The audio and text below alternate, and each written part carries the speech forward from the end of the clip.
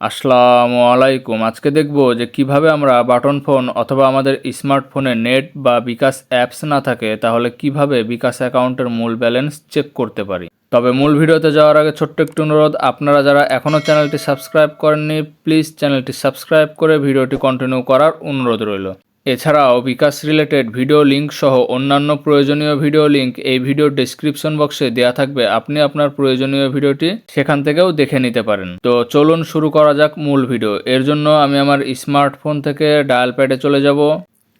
এখন ডায়াল করব *247# দিয়ে কলে ক্লিক করব। বিকাশ যেহেতু আমার সিম 2 আছে এই জন্য আমি সিম 2 ক্লিক করব। সিম 2 ক্লিক করার পরে এখানে একটি 10 অপশনের মেনু বার চলে এসেছে।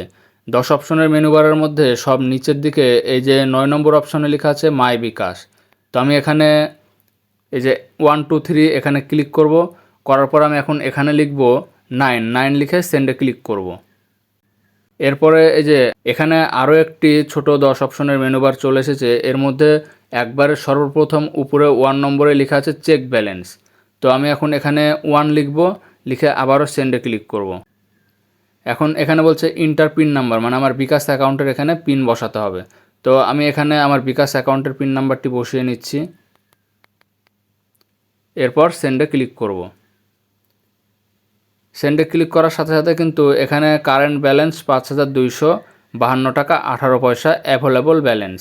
টাকা 5,252 টাকা 18 পয়সা, মানে আমার 5,252 টাকা আছে, আমি 5,252 টাকায় ব্যবহার করতে পারবো। তো আশা করি বুঝতে পেরেছেন যে কিভাবে বিকাশ অ্যাকাউন্টের ব্যালেন্স চেক করতে হয়। ভিডিওটি ভালো লাগলে অবশ্যই লাইক শেয়ার করতে ভুলবেন না। আজকের মতো এখানে বিদায় নিচ্ছি। আসসালামু আলাইকুম।